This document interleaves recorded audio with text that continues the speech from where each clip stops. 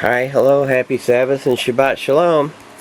I suppose this area here has kind of been overly covered, but I just figured I'd mention that and I didn't remember if I had done a recent update on the spider plants. Some people might call them spider weeds at this point. The fact that they have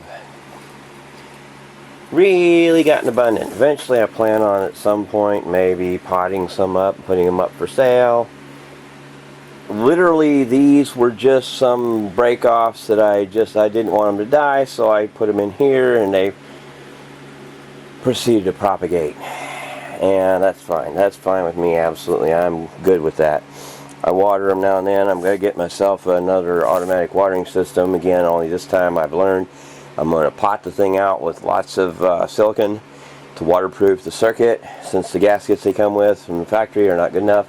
Of course, this thing is putting on new growth, no surprise, trimmed it back, and well, it keeps it from just overtaking the whole place completely. In the meantime, of course, some of the little garlics are still growing. Garlic really doesn't like how warm it gets in here. It's just about time I need to go up and take the upper vent blocks off, because it's going to get too hot in here. Of course, the avocados, had to prune them back now and then because mainly there's not enough soil in here for them, and I'm sure they're not getting enough moisture, truthfully, especially without the watering system. Unfortunately, my cabbage idea completely, well, failed. These, that one feels a little gushy, like it's not even alive anymore. That one's firm, I think. Kind of hard to tell though, also because they're in springy soil. But some of them might germinate, some may not. This thing looks like its recent growth has hardened off. It grew just a little bit and hardened off. But this one over here looks kind of pallid. I probably need to put some ash or something in here. Change the alkalinity of the soil for that one, because it's not doing well. That's in a mix of potting soil stuff that I made up, and so it may be better. In fact, I might just take these out of here and put them in one of these other pots that's got mixed soil in it, and they might do better. Over here, the Wandering Jew has been flowering. Of course, they're not fully open right now because they're open mostly early in the morning when I'm not up, or if I am up, I'm doing something else. Anyhow, so it's got some good fresh growth on it. And they say this is a good air purifier. Well, I sure hope so, because we got some pretty yucky air around here. Actually, it's not that bad. We're way back in the country. Over here, we have, of course, loads and loads and loads of aloe vera. Oh, man, it looks like I have aphids or something growing on my cactus. That's not good. I'll have to do something about that. Problem is, you can't just wipe them off, because they got thorns, being cactus and all that. But the cacti are all putting on new growth, which is really cool. Again, this is a prickly pear, and it was from a really big round flat leaf. It's just that here in the greenhouse it's gotten long and spindly, and I'm cool with that. I think it's really neat. Same with this one here. These are making babies all over the place, and so we're having more and more of those. And that thing there, it may not be making any babies, but it's getting bigger. And so eventually, who knows, it may need a bigger pot. May have to train the cactus up a stick or something. This one here that makes barrels on it, it's still alive, barrel-y. It did try to flower, didn't do a great job of it. This part of this old one is still here. And this is all part of one very large, very old plant that's, I don't know, 50, 60 years old maybe. It's hard to say. And that's a break off of another plant. It's not very old, actually. It's just growing very beautifully. That's probably 10 to 12 years old, something like that. This kind of deceptive is the size of this, because again, it's just a part of a plant that was about that big around at the base. It was all in here, but part of it kind of rotted and died while part of it survived. These things now, I think, are either they're 2 to 3 years old. Again, hopefully once it warms up I can get them back outside, because they really want the light and the heat. They don't really like it in here in the dark. And I mean, the heat's not too bad for them in here, but and also keeping them against the fan probably doesn't help them as far as drying out. Hard to say. Over here, this avocado may be sprouting finally. Second stem, we'll see. They seem to be slow to, once they're slow to germinate, but then once they, what the hell, whoa, that flipped over. It was the other side earlier. Huh, wonder how that happened. It was facing the other way. I'm not going to move it now, because that would, one should really never move the leaves on these things because they're so brittle. But anyhow, so yeah, it just seems like to only have one leaf at a time. And at this moment, in fact, that one is, again, broken at the base. So what happens when they get flipped over is they break, because once they've, but anyhow, so it'll probably, besides not only that, but when the flower head comes through, it might even clip its own leaf off by accident. So, other than that, all these over here are waiting to go outside, where they'll get plenty of regular rain. And then this one, of course, won't go outside, but neither of these will go outside as of, and then these will, if I do take them out this time, I'm going to put them somewhere else. In fact, I'm putting them where I put the celery plant. So over here, we'll go over and look at the babies again, since that's the next thing along in the fields. Our field where Mr. O'Malley is it's getting along, even though he is there grazing on it. There's 4 and even some places 6-inch tall grass now, because he by himself doesn't eat that much of it. Now outside of it, we've got some places 12-inch tall grass, not thoroughly thickened out, but it's getting along there. So I plan on pretty soon going out and mowing pieces of grass to feed to the babies, since I'm about out of hay. Yeah, the babies. So there we've got Hans, very light amount of darkness on his head. Snippy Snap, she's got very much darkness on her head. The Junior, of course, if nothing else, you can see he's got a harness on him. And way over there in the corner is Franz, kind of hiding away. And then Ginger here, who's Snippy Snap's mama. That's one of Ginger and Snap. And then Sugar, who's Junior's mama. And then Malka over there, eating the hay off the ground. That's Hans and Franz's mom. There's Franz. Yes, there's a Franz. Yeah, did you say hi, Franz? Yes, hello. Yes, they're such babies. And the interesting thing is this growth rate. Mocha's babies are almost 2 weeks younger than Junior, and they stand about an inch higher than he does. But he'll end up heavier and bulkier than them eventually, I'm pretty sure, since he's mostly Boer and they're half alpine. Other than that, over here we got Chestnut. Chestnut, what you doing, Chestnut? What you doing, Chestnut? Yes. There's a Chestnut right there. Yeah, and there's a Candy, and then down here is a Samantha. Samantha's fur looks really ratty, but that usually happens to be. Suddy. Hey there, Suddy. Yeah, Suddy. Hi there, baby. You gonna say hi to your mama, or you just gonna get closer? Here's a Candy. Where's a Candy? Yeah, it's a Candy. Yeah. Candy. Yeah, Candy. Yeah, and then Puppy. Here's that Puppy. Here's that Puppy. You're looking like an old goat already. Yeah, and then Jill's probably in there.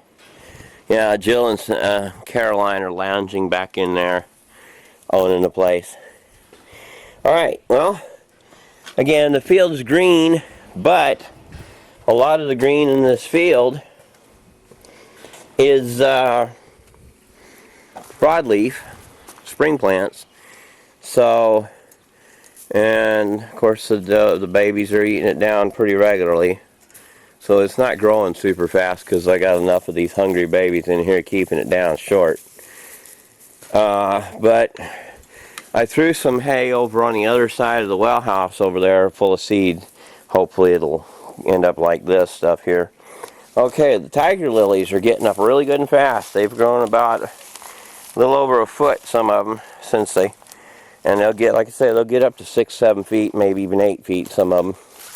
And the red buds are still going along quite nicely, and the leaves are coming out. Lots of the oak pollen is going to be pretty good here, pretty pretty quickly. One big change I wanted to point out before I forgot and before I get wandering down through everything. And I knew this would happen soon. And it happened while we were away for Passover and first days on unleavened bread. That is the, oh, there's a big old buzzard coming on. Yeah, a buzzard flying over looking for something dead. Anyhow, the first of the white irises popped up. 3 of them, looks like. So we got 3 white irises, well, 4. Yeah, over here. I could probably go around. The phlox is looking pretty healthy. There's 2 clusters. I'm going to walk down through here. Try not to step on too many flowers as I go. So these, the phlox here are in 3 colors. And I'm in the light. So this is kind of the darker mauve, purple, violet, whatever you want to call it. That one cluster. And then over here some really brilliant fuchsia. So last time I was out here, these weren't even up. They weren't even visible at all. Some brilliant fuchsia ones. And I think this is the darker purple one coming up. And then there's the fuchsia one. So it's good to see they're coming back. They seem to have faded away real bad, but then hopefully they'll come back. Over here, we've got some blue onion grass. It should come out. In some places it'll be real super thick away from our property. Of course, the white onion grass is quite populous here, quite thoroughly full up. And then the yellow coneflowers and the daisies are starting to come up. While we're over here, might as well go over here to the apple tree, which last week practically didn't have a bud on it, let alone, I mean, it just had a few leaves. Now it's got open blooms. So, and there's bees flying around in it, so it'll get good and pollinated. Then we come back over here. Of course, little spots of verbena here and there. Henbit's all gone, by the way. I do not immediately see any flags in amongst these what you call original standard irises, old world irises. Here the grape hyacinths have pretty much done their deal. They're about completely expired. Of course, the regular hyacinths have completely, their flowers are done and they're starting to go into dormancy already. Starting to kind of curl down, and then of course the surprise lilies are going into dormancy. On the other hand, the thornless blackberry is looking pretty decent.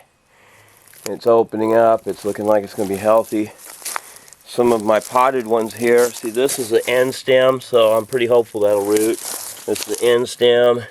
Anywhere I've got an end stem and there's a growth out here, that's usually, you've got a pretty good hopes that it'll go ahead and root at that point. And over here, lots and lots of violets. I don't know if they're easily visible in the camera, but there are a lot of them. They're just down in the grass beneath some of the stuff that's covering them. But, of course, the black raspberries, I actually expected they'd have open flowers by now. But apparently they're still just a little ways out from flowering yet. I don't know. We'll see. I'm patient. But, of course, the peach didn't flower at all this year, but I'm fine with that because it wasn't doing all that well. It's been struggling. I pruned it back some. Okay, there's some wild strawberries. And more verbena, the daylilies. Yeah. Trying to keep this thing's acid-alkaline balance within what it's happy with so that it'll produce good fruit in the future. And I want to encourage it to grow up trunks from the bottom best I can. If I can get the top down low, I'll have better management of the fruit, for one thing. And yeah, I may be wrong. That may not be a phlox. No, it's not a phlox. It kind of is a mint. They almost look like either that or maybe it's a verbena.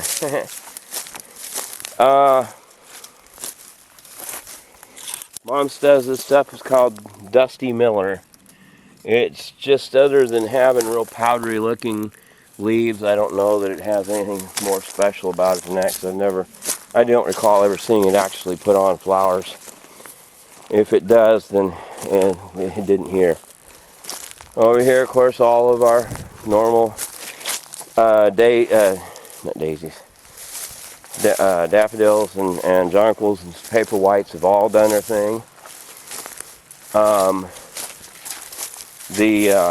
Now we get a little better count on peony stems. And there's probably going to be more this year than last year, as there was more last year than the year before. 1, 2, 3, 4, 5, 6, 7, 9. Okay, there's 9. Is that right? 1, 2, 3, 4, 5. Okay, we got 9 peony stems right now. And they've already got flower buds, so they may open up in a couple weeks. And then if they do like they did last year, they stayed bloomed for almost 2 months. It was amazing. They stayed brilliant for way longer than anybody would have expected. Some of these cherry trees this year don't have flowers, but some of them do. This one's starting to open up, nice and pretty. It's usually more the more mature ones, but some of them didn't flower this year. Whatever reason, that one does not appear to have flowered at the moment. Of course, I've got to keep a watch out for tent maker caterpillars on them. I'll probably trim that one up here pretty soon, because I'm going to trim all the bigger ones up so that they become straight. Because, well, timber. Again, the baby's breath over here, still going along, but it's pretty close to done. Wood sorrel down here, a lot of that grows around here. Looks pretty good, but it's low to the ground, hard to see sometimes. Looks like we got a whole bunch of waxy buttercup under here going on. Nice little cluster of waxy buttercup, some fairly happy, healthy little plants. Ow.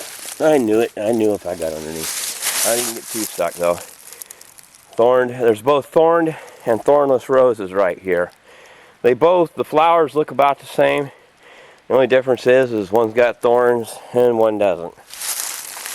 I'm probably going to try to propagate the thornless rose and take cuttings of it and see if I can get it to root. And then maybe I can put them on the market someday. Who knows? Hard to say. Okay. Our one and only tulip, or two and only tulip, are still not doing too well. I should remember to ash them and see if that'll help a lot or not. Bridal wreath has not yet opened up, but it's getting really close. And it's got buds, so it'll open up here pretty soon. And then of course the hazelnuts are pretty near done flowering. And this one, I think it's the female, I'm not for sure. Oh, there's another flower over there. And then this one flowered really fast, and I think it's the male though. I'm not really for sure. I'm not an expert on these things. Don't know which one of them's taller and one's spindlier and one's shorter and stockier. Alright, there's a nice little cluster of verbena up against our future tiger lily cluster. Of course, I gotta worry about the deer. They come along and eat the tiger lilies. Daylilies, sorry. I can't reach the tiger lilies. I have to knock them down. So far, they've never tried that. These things have not yet bloomed. They will bloom very late. They're a form of paper white. I think they're called a Johnston or Jonathan. There's some here that bloomed that are not paper whites. These are regular daffodils. The Johnston or whatever they are. Oh, here's one that's about to open up right here. Yeah, so this one's putting on some flowers. They just haven't opened up yet. They're about to, though. So here pretty quickly they'll burst up and flower. Of course, the verbena is loving this weather. It's relatively cool and not too terribly dry. It's kind of decent amount of rain. And over here at the onions and elf garlic, which again, some people know this, it's not actually a garlic, it's a leek, but anyhow, it seems to be pretty happy at the moment with the rain and weather that it's been getting. This stuff doesn't actually die back completely in the winter. It freezes back some, but it doesn't actually die back. It never goes totally dormant. There's a snake I killed the other day. It's a water moccasin. I just haven't bothered doing anything with the body of it. I just left it there dead. Well, it's not a real happy thing to think about, but I don't know that this cherry tree is going to bloom this year. Doesn't seem like it. Oh, it is. It's put on a few flowers. I've still got to deal with the vine. The grapevine's down low, and I need to put it up on a trellis and train it up. Hopefully I get that done before too late. Yeah. Back over here. I think I'll just go around the other side after all. Either way, kind of one of them deals where I kind of backtracking, covering up ground. That cherry tree hasn't been pruned up yet, but it'll be eventually. And then this cherry tree will be pruned up a little bit, but it isn't very tall yet. So, but I'll prune it up some. It's just because of where it's got a split in it, it's never going to make a whole lot of good wood. That one got a long straight stretch, but it's kind of warbly because it's it kind of goes like this through there because of the way it's grown its branches over the years. Now over here should be, let me see here. I'm going to say there should be some wild strawberries over here somewhere. I don't see too many. I saw one the other day, but no, you know. I was going to say, I'm totally backtracking here. My little celery plant here. About time to water it again, I think. Yeah, it seems to be picking up and growing pretty good. I'll have to remember to water it. It's kind of fairly damp, but I don't want it to get too dry. They don't like being too dry. If I can get a celery plant to grow successfully, I'll have seed. Yeah, in theory.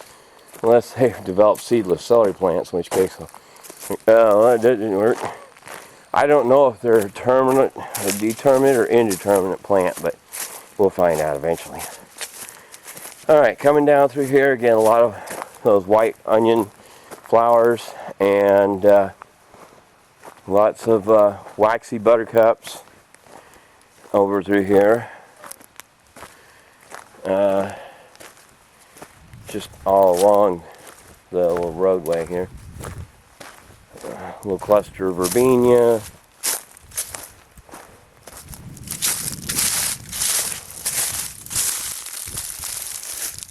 And then, again, so far, let's see, I don't think any horse mint will be up yet.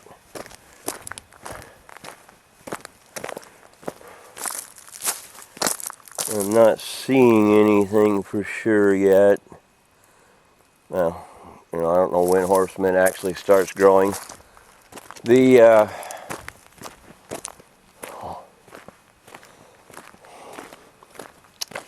cherry plums have gone ahead and blossomed. Oh, and wouldn't you know it, there's a tent maker. Gotta keep an eye out for these little monsters here. They'll You gotta get rid of them. As soon as you see them, they'll get rid of your plant. Yeah, gotta get rid of all them tent makers.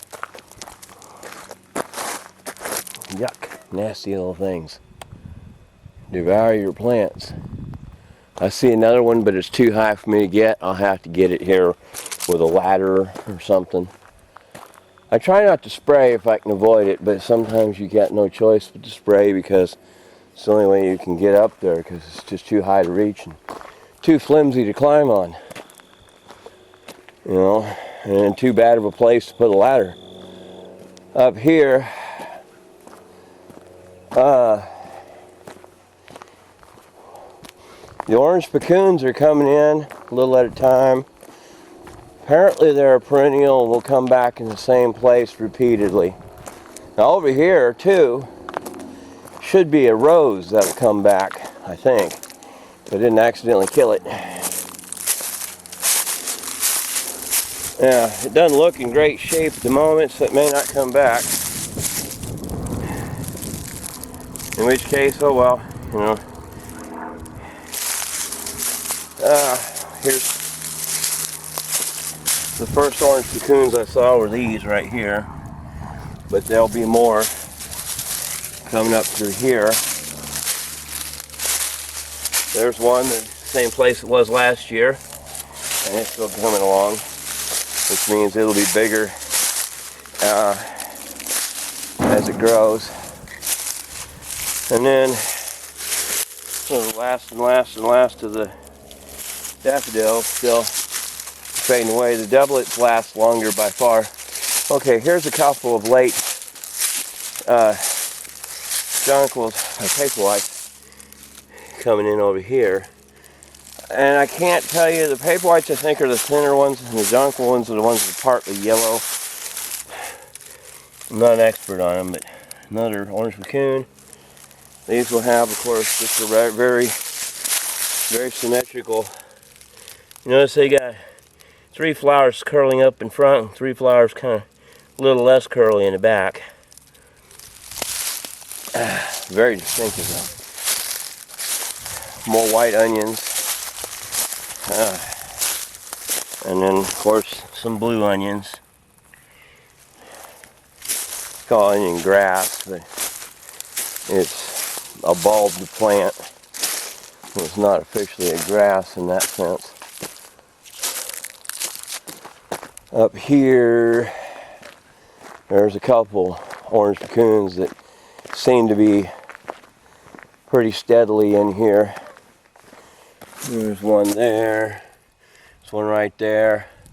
Again, they come back year after year in the same place, so I'm pretty sure that means they're a perennial. There's one really, really rich, lush cluster of I'll bring my date again. Verbena over here that you can't see unless you get it the proper angle because it's kind of hidden underneath the angle of the hill slope from where I did all my garden excavation that I still have yet to finish.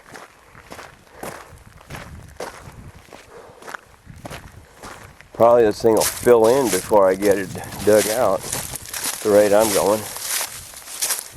Walking through the waxweeds from last year. And not to confuse waxweeds with waxy buttercup. But, yeah. Again, same apple tree. I'll walk down in here. Try not to slip on loose rocks or mud, but yeah, some really pretty verbena clusters and seedlings through here that you can't see from the road because, well, there's a kind of a little bit of something hiding it.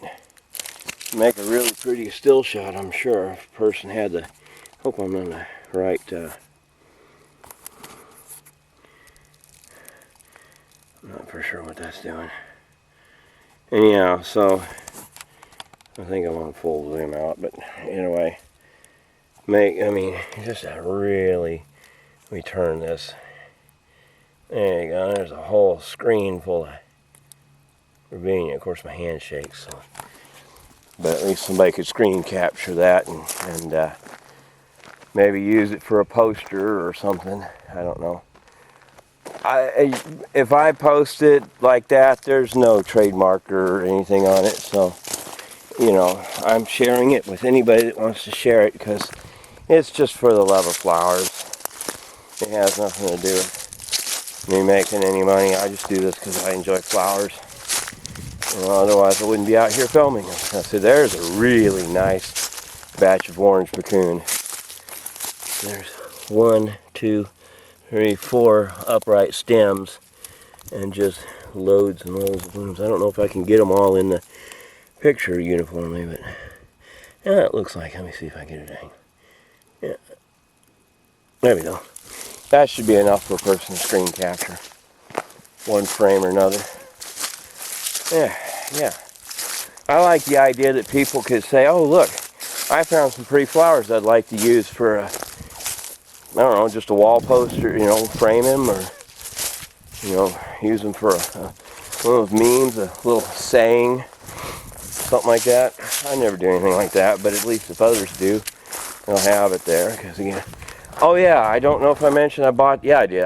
Mentioned I bought these things, make myself a tiller out of them, so I can put it behind my tractor. And just all three of them will be cobbled together so the tractor PTO can drive them. The idea of just being able to have a big tiller to go behind my tractor instead of having to lumber around with that smaller tiller that you have to hold on to. So we'll go downstairs. Oh, before I do, I forgot. I don't know if you'll see any upstairs.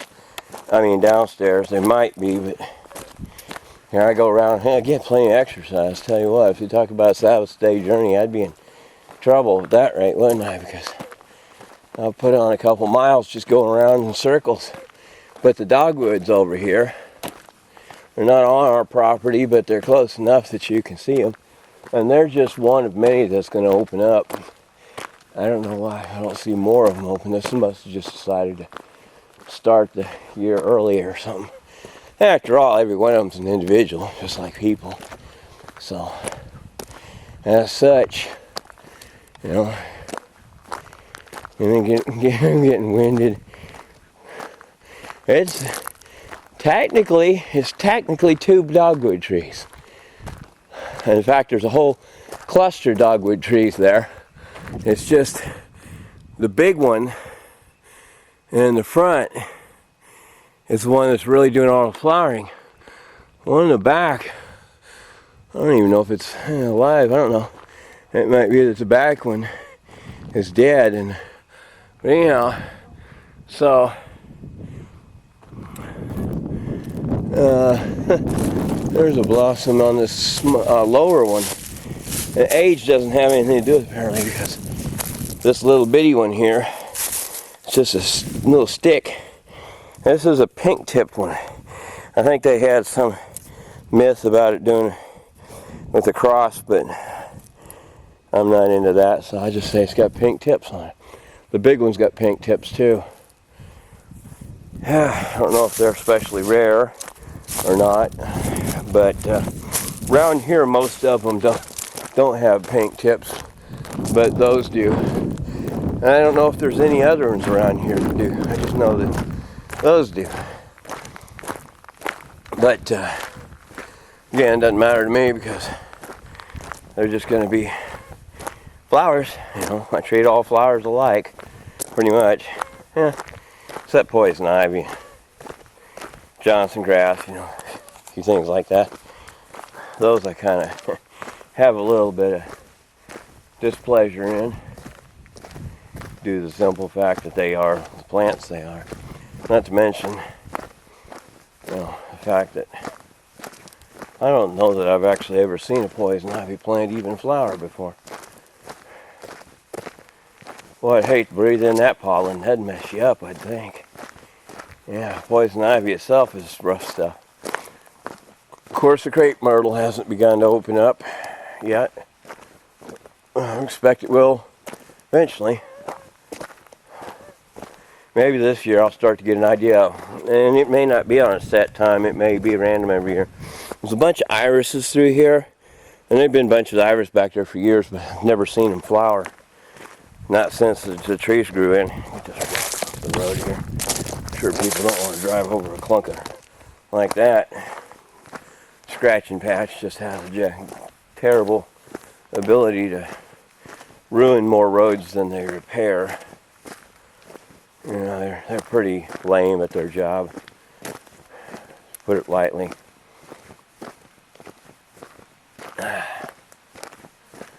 Okay, there's a dogwood down there on the neighbor's property by that bathtub. That bathtub has some kind of flowers in it that grow up. Can't tell you what they are because I don't remember, but oh, there's a. This one is starting to open up. These are, yeah. So these will be in bright bloom by next week when I next do my next report. So, yeah.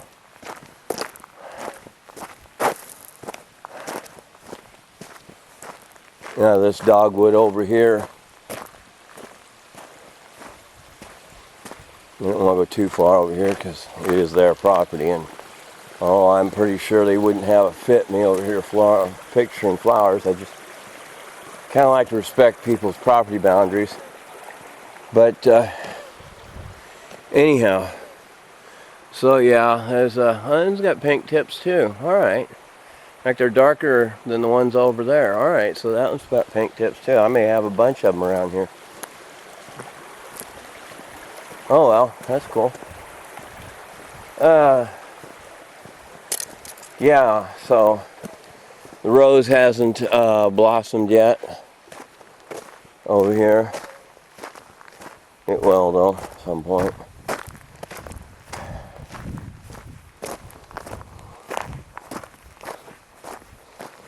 Yep.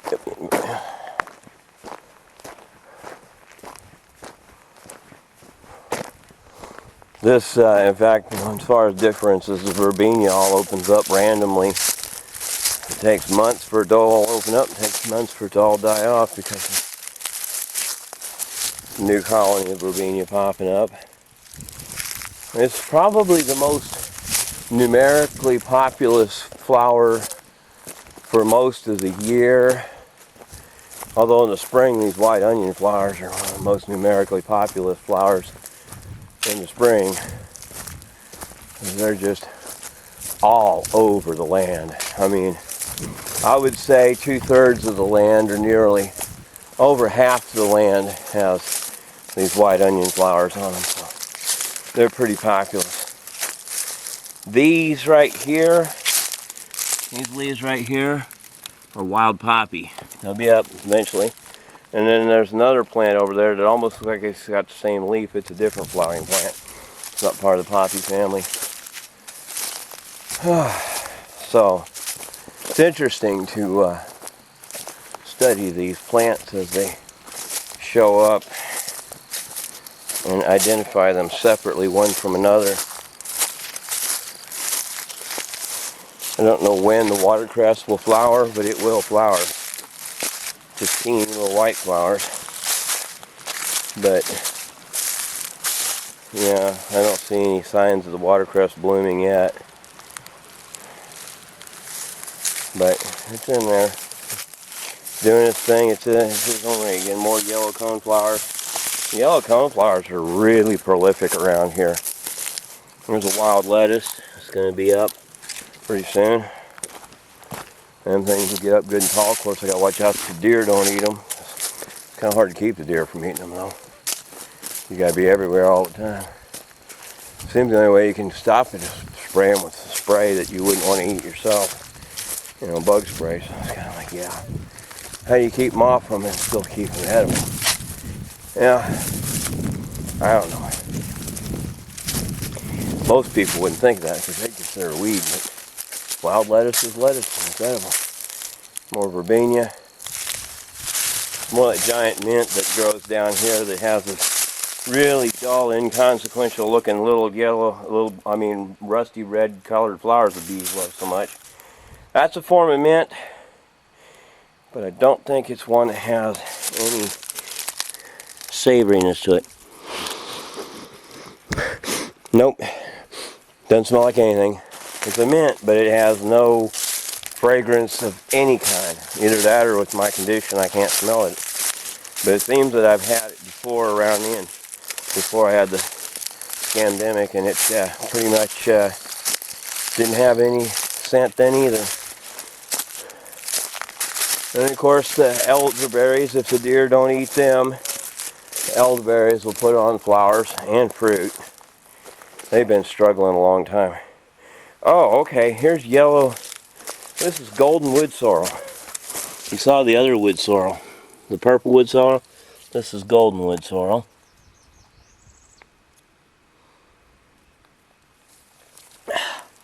We don't have a lot of that around. It's also called sheep share or sheep share, depending on which accent you use.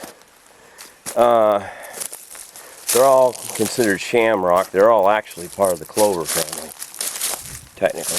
Sorrel's a clover. I think. Well, maybe not. Because clovers don't have bulbs. I believe the bumblebee. Do a bumblebee right there. Well, it won't stop moving. Oh well. Definitely don't want to disturb the bumblebee. It's doing its bee thing. Anyhow, there's been a few butterflies out, monarchs, and I think it's called golden embers or something like that. Which I don't remember if they're related to monarchs at all, but they don't. I guess it could be that they have vaguely similar markings. But either way,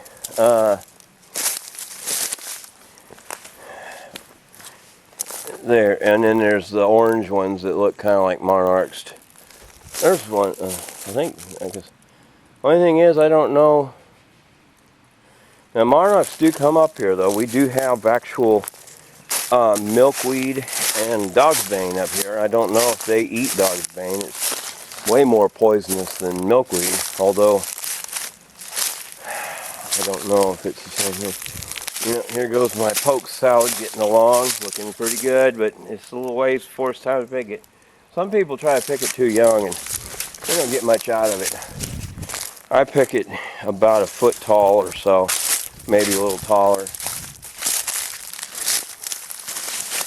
Of course, really this verbena is lighting up really nicely, and it really does well in these areas where I'm at because of the minerals in the ground and the moisture, and it doesn't mind shade. So there's a poke coming up, and there's a poke coming up. Some of these are seedlings coming back from last year, and they'll increase the population immensely. And we've got lots of maypops. They'll be a little ways from flowering, a week or two, but they'll flower pretty soon. I don't know what this is, but I think it makes flowers up and down its stems, like long column of flowers. Okay, here's some more verbena here. Do not know what this plant is, but makes pretty flowers. And then that verbena colony up there, get close to it, see if that makes a good still shot or not. It's in the shade just a little bit. And it pretty much fills in the whole camera. Yeah. Oh, dear. So yeah, a little at a time, come down here and enjoy the beauty of the flowers throughout the year. Over here, my training of grapevines carries on as new buds are starting to burst forth on this vine here as it's trained up along that fence row. Makeshift trellis. And then down here, see if there's any more verbena on this face. This has had lots of verbena in the past. And it's just kind of, as it erodes and slumps, though, it may be kind of hard for the verbena to keep a steady rooting system there as it collapses. So we'll see. It seems to like disturbed soil a lot. Well, that's pretty much the whole of everything then. Nice. Everywhere outside the goat pen along there looks really rich and green up there. Once you get down here and you see it's all snarly. Now that I got that little mower, I'm going to come through here, I'm going to mow all this, get all this briars and scratchy stuff off so I can start off again low down. But I want to do it before the flowers come through. If I wipe out all the flowers, that won't be no fun. So I got to get it in here a week or so. No longer than that. Just get through here and mow it all down. And, you know, it'll lay over a bit. I'll rake it all up and probably come through here and flag a few things to steer around so that I don't cut down things I want to keep. But I got to get a lot of this greenbrier and stuff. Cut it all out of here. Now's about a good time because there's some pretty good growth in here. Now a lot of this stuff that looks like regular grass is actually garlic grass. Some is actually grass. This is fescue here. But this right here is garlic grass. So, kind of one of them deals. The one thing you gotta be careful though about, don't confuse garlic grass for daffodils, because daffodils are poisonous. You know, you mow them all down thinking it's all good, and then you feed it to your animals and they all die. Then you're going to be like, oh boy, what happened? So, and then of course I got to be careful not to kill off this wild poppy here. You know, timing would have been better. I would have mowed this a couple months sooner. We didn't have the mower then. But as it is, I want to mow it now so I can get some grass for the babies, and because I'm about to be out of hay. So pretty much, like I say, I'll go through there and strategically mark plants of interest and value to avoid, and then if I have to, I'll even trim around them. And see all the briars growing up through this truck hood? We'll mow underneath there and cut them off at ground level. We'll clean all this off and get it ready for this year's flowering. And it won't hurt the verbena too much to cut it, but I'll try to avoid it. And then I might cut some brush off and stuff here and there. Garbage like this that's just in the way. Alright, well, that's it for this week's report. And Yahweh willing, we will post another one next week.